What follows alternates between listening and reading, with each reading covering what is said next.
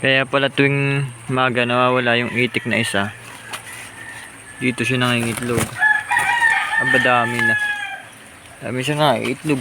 Baka ito'y sira na yung iba. Aba dami. Dami na.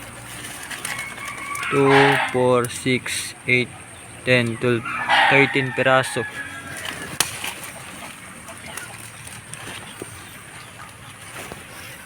Aba dami.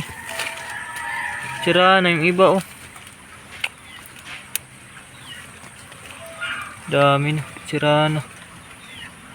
Sayang. Ito na yung itlog dun sa pugad ng itik. Ano nga natin. Ito yung itik oh. Yan.